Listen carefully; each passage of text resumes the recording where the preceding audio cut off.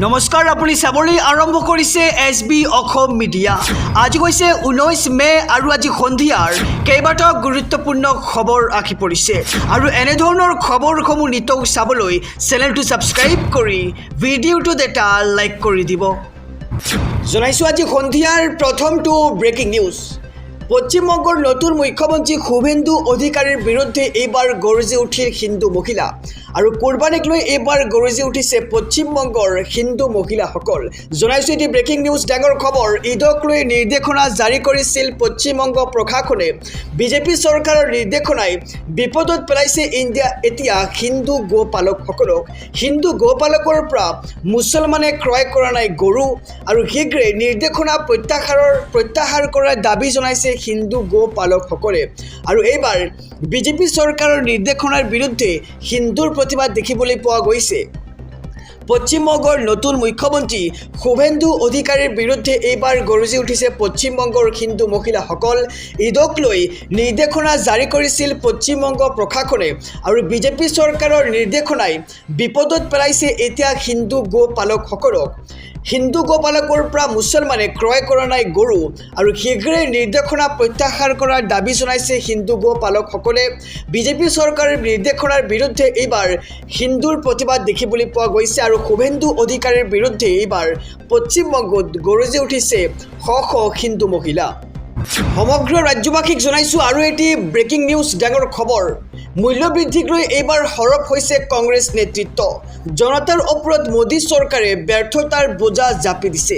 জনাইছো এটি breaking news ডাঙৰ খবৰ। এইবাৰ জনসাধাৰণৰ ওপৰত বিজেপি চৰকাৰে ব্যৰ্থতাৰ বোজা জাপি দিছে বুলি মন্তব্য কৰা হৈছে কংগ্ৰেছ নেতৃত্বৰ ফালৰ পৰা। সাধাৰণ জনতাৰ ওপৰত হাৰাশাস্তিৰ চেষ্টা চলাইছে মোদী চৰকাৰে।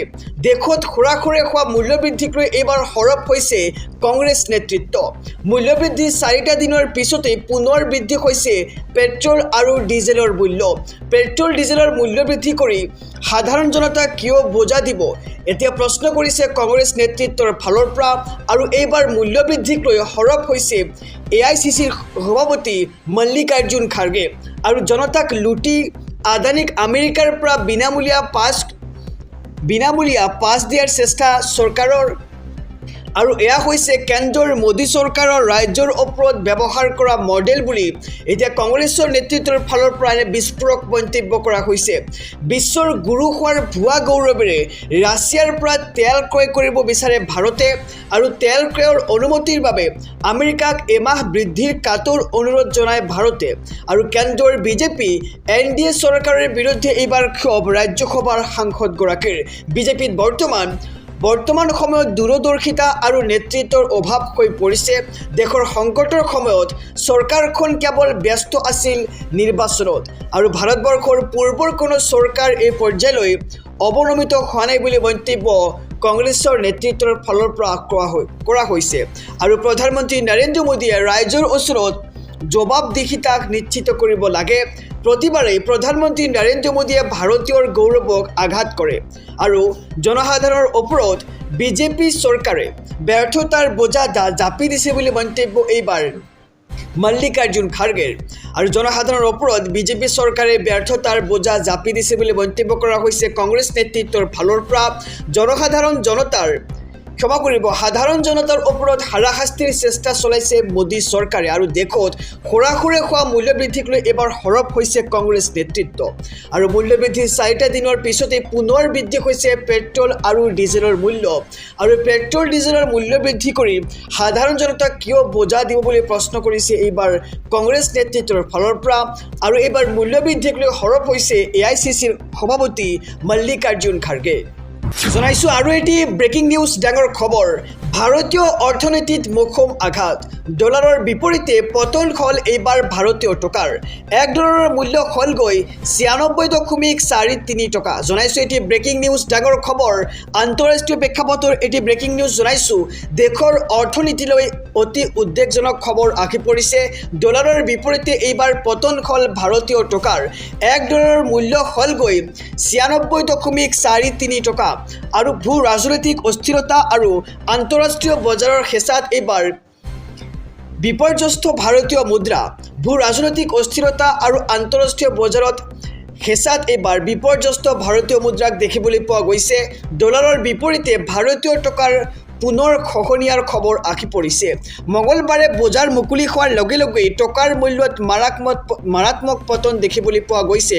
প্ৰাৰম্ভিক ব্যৱসায়তে আমেৰিকান ডলাৰৰ তুলনাত 8 পইচা খহিল ভাৰতীয় টকা আৰু 1 আমেৰিকান ডলাৰৰ মূল্য হ'লগৈ 96.43 টকা আৰু ভাৰতীয় মুদ্ৰাৰ ইতিহাসত এয়া অভূতপূৰ্ব আৰু সৰ্বকালৰ নিম্নগামী ৰেকৰ্ড বুলি এতিয়া অভিহিত কৰা হৈছে। গোলকীয় বজাৰৰ খামখিয়ালিৰ বাবে ক্ৰমাৎ দুৰ্বল হৈ পৰিছে ভাৰতীয় টকাৰ মূল্য। আন্তঃৰাষ্ট্ৰীয় বজাৰত খাৰুৱা তেলৰ মূল্য প্ৰতি বেৰেলত $100 ওপৰত স্থিৰ হৈ পৰিছে আৰু তেল আমদানিৰ বাবে ডলাৰত বৃহৎ ধন পৰিশোধ কৰিবলগীয়া হৈছে আৰু যাৰ বাবে দেশৰ বৈদেশিক মুদ্ৰাৰ ভঁৰালত এতিয়া তীব্ৰ হেঁচা আহি পৰিছে। টকাৰ খহনীয়াৰ প্ৰভাৱ কেৱল শ্বেয়াৰ বজাৰতে সীমাবদ্ধ নাথাকে, পোনপটীয়া কোব পৰিব সাধাৰণ গ্ৰাহকৰ ওপৰতো। বিদেশী ইলেক্ট্ৰনিক্স সঁজুলি, যন্ত্ৰপাতি আৰু অপৰিশোধিত তেল আমদানিৰ খৰচ বহুখিনি বৃদ্ধি পাব এতিয়া আৰু দেশৰ অৰ্থনীতিলৈ অতি উদ্বেগজনক খবৰ আহি পৰিছে এইবাৰ, কিয়নো ডলাৰৰ বিপৰীতে পতন হ'ল ভাৰতীয় টকাৰ। $1 মূল্য হ'লগৈ এতিয়া 96.43 টকা আৰু ভূ ৰাজনৈতিক অস্থিৰতা আৰু আন্তঃৰাষ্ট্ৰীয় বজাৰত হেঁচাত বিপৰ্যস্ত হৈ পৰিছে ভাৰতীয় মুদ্ৰা। জনাইছোঁ আৰু এটি ব্ৰেকিং নিউজ, ডাঙৰ খবৰ। বুলডোজাৰ সংস্কৃতি নচলিব। উচ্ছেদৰ বিৰুদ্ধে এইবাৰ ন্যায়ালয়ত ভয়ংকৰ হুংকাৰ দিয়া দেখিবলৈ পোৱা গৈছে।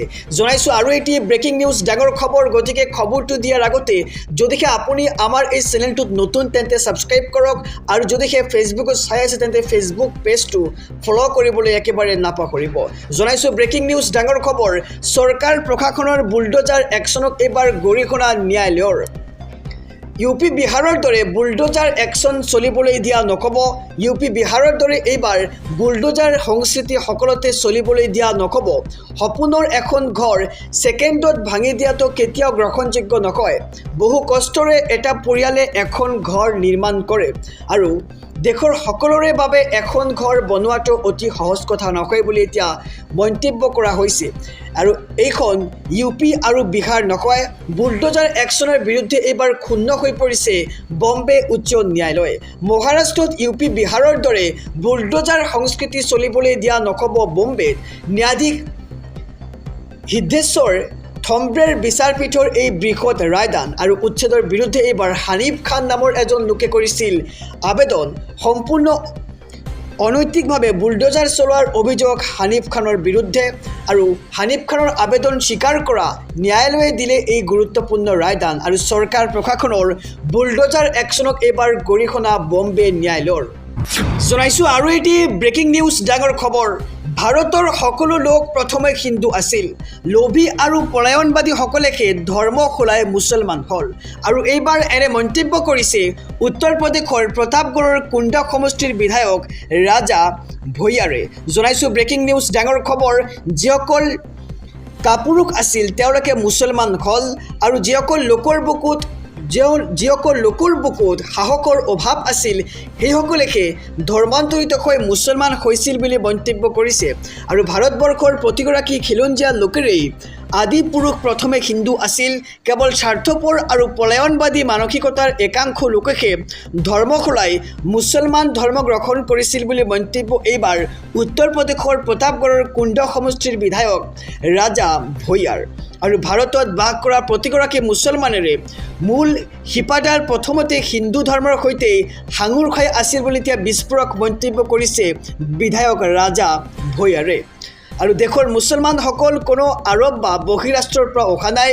ইতিহাসৰ বুকুত এনে বহু দুৰ্বল আৰু লোভী চৰিত্ৰৰ লোক আছিল।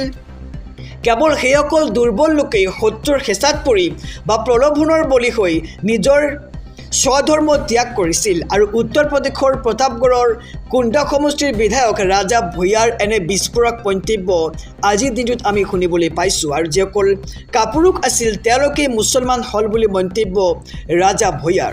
জনাইছোঁ আৰু এটি ব্ৰেকিং নিউজ ডাঙৰ খবৰ এইবাৰ মূল্য বৃদ্ধিক লৈ সৰব হৈছে ৰাজ্যৰ মুখ্যমন্ত্ৰী ডক্টৰ হিমন্ত বিশ্ব শৰ্মা মূল্য বৃদ্ধিক লৈ হিমন্ত বিশ্ব শৰ্মাৰ পৰ্যালোচনা দেখিবলৈ পোৱা গৈছে মূল্য বৃদ্ধি ৰোধৰ বাবে এইবাৰ ব্যৱস্থা গ্ৰহণ নিউজ ডাঙৰ খবৰ মূল্য বৃদ্ধিক লৈ 6টাকৈ বিশেষ নিৰ্দেশনা মুখ্যমন্ত্ৰী ডক্টৰ হিমন্ত বিশ্ব শৰ্মাৰ আপোনাৰ পৰা সামগ্ৰীত অধিক দাম ল'লে ব্যৱসায়ৰ বিপদ নিশ্চিত হৈ পৰিব বাতিল হ'ব গ্ৰাহকৰ অধিক দাম লোৱা দোকানৰ ট্ৰেড লাইসেন্সখন আৰু সকলো দোকান পাইকাৰী বিপৰীত লিখিত হ'ব লাগিব খুচুৰা আৰু পাইকাৰী মূল্য হ'ব অস্বাভাৱিক মূল্য বৃদ্ধি প্ৰসংগত এইবাৰ দিছপুৰত মুখ্যমন্ত্ৰীৰ পৰ্যালোচনা বৈঠক অনুষ্ঠিত হৈছে আৰু ৰাজ্যৰ বজাৰে বজাৰে এতিয়াৰে পৰা চোকা নজৰ থাকিব প্ৰশাসনৰ মূল্য বৃদ্ধি ধৰা পেলাবলৈ ৰাজ্যত তীব্ৰতৰ হ'ব ক্ষেত্ৰ পৰ্যায়ৰ নিৰীক্ষণ জিলা আয়ুক্তৰ নেতৃত্বত বজাৰে বজাৰে দৃষ্টি ৰাখিবলৈ নিৰ্দেশ মুখ্যমন্ত্ৰী ডক্টৰ হিমন্ত বিশ্ব শৰ্মাৰ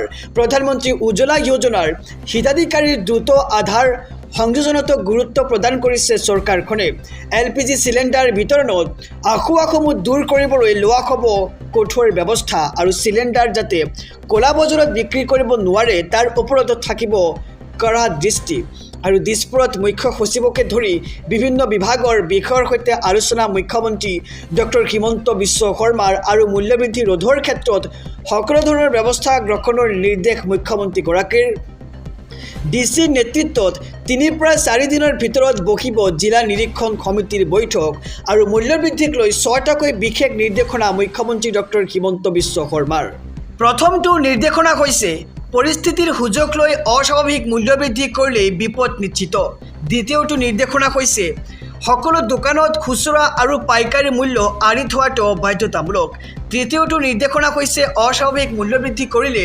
বিপণীৰ বাতিল হ'ব ট্ৰেড লাইসেন্সখন তাৰ পিছত নিৰ্দেশনা জাৰি কৰা হৈছে প্ৰতি সপ্তাহত ডিসি চেম্বাৰ বাণিজ্যিক সংস্থাৰ বৈঠক বাধ্যতামূলক তাৰ পিছত নিৰ্দেশনা জাৰি কৰা হৈছে অস্বাভাৱিক মূল্যবৃদ্ধি ধৰা পেলাবলৈ কঠোৰ নিৰীক্ষণ সমিতি তাৰ পিছত নিৰ্দেশনা জাৰি কৰা হৈছে LPG চিলিণ্ডাৰৰ নাটনি দূৰ কৰিবলৈ প্ৰধানমন্ত্ৰী উজ্জ্বলা হিতাধিকাৰীসকলৰ দ্ৰুত আধাৰ সংযোজনৰ নিৰ্দেশ সেঞ্চুৰী পাৰ কৰিলে এইবাৰ পেট্ৰলৰ দামে পুনৰ বৃদ্ধি পাইছে পেট্ৰল আৰু ডিজেলৰ দাম এটি ব্ৰেকিং নিউজ জনাইছোঁ সমগ্ৰ ৰাজ্যবাসীক পুনৰ বৃদ্ধি পাইছে পেট্ৰল আৰু ডিজেলৰ মূল্য গুৱাহাটীত সেঞ্চুৰী কোবালে এইবাৰ পেট্ৰলৰ মূল্যই গুৱাহাটীত প্ৰতি লিটাৰ পেট্ৰলৰ মূল্য হৈছে 102.11 পইচা আৰু প্ৰতি লিটাৰ ডিজেলৰ মূল্য হৈছে গৈ 93.44 পইচাকৈ আৰু প্ৰতিদিনে বৃদ্ধি পাইছে পেট্ৰল ডিজেলৰ মূল্য ৰাজধানী দিল্লীতো বৃদ্ধি পাইছে পেট্ৰলৰ মূল্য পুনৰ পেট্ৰলৰ বৃদ্ধি হ'ল লিটাৰে প্ৰতি 87 পইচাকৈ আৰু ডিজেলত 91 পইচাকৈ বৃদ্ধি হৈছে দাম আৰু দিল্লীত প্ৰতি লিটাৰ পেট্ৰলত 98.64 টকা বৃদ্ধি হৈছে আৰু ডিজেলত 91.58 টকা দাম বৃদ্ধি হৈছে দিল্লীত আৰু দিল্লীৰ লগতে কলকাতা মুম্বাই আৰু চেন্নাইত একে বৃদ্ধি হৈছে পেট্ৰলৰ মূল্য আৰু পুনৰ বৃদ্ধি পাইছে পেট্ৰল আৰু ডিজেলৰ মূল্য গুৱাহাটীত সেঞ্চুৰী কোবালে এইবাৰ পেট্ৰলৰ মূল্যই পুনৰ বৃদ্ধি পাইছে পেট্ৰল আৰু ডিজেলৰ মূল্য